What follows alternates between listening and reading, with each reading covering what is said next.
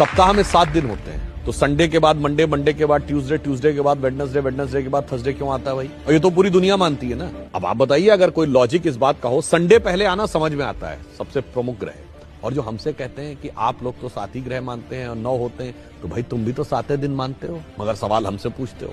चलिए, अगर सूर्य सबसे बड़ा ग्रह है और साइज के हिसाब से होना चाहिए था, तो उसके बाद दूसरे नंबर का ग्रह बृहस्पति है साइज में, फिर तीसरे नंबर का शनि है, तो संडे के बाद थर्सडे आना चाहिए था, उसके बाद सैटरडे आना चाहिए था। यदि सूर्य से डिस्टेंस में देखें तो नियरेस्ट वेडनेसडे है, तो संडे के बाद बुध है, तो संडे के बाद वेडनेसडे आना चाहिए था। परंतु ऐसा क्यों होता है? उसका कारण विशुद्ध भारतीय ज्ञान, जो भारत की वैदिक ज्योतिष है, जिसमें एक चीज होती है होरा।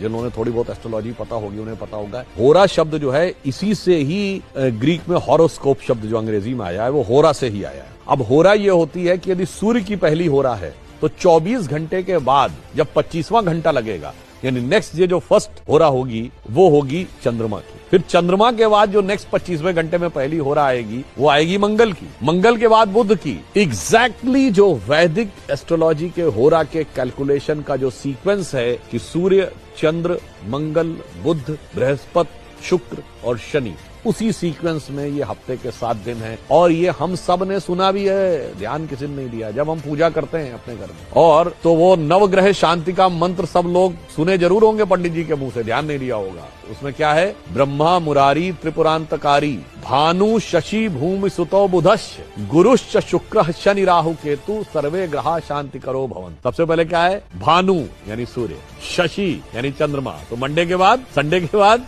मंडे, भूमि सुतो मंगल, देन ट्यूसडे, बुधश्च, गुरुश्च शुक्र शनि।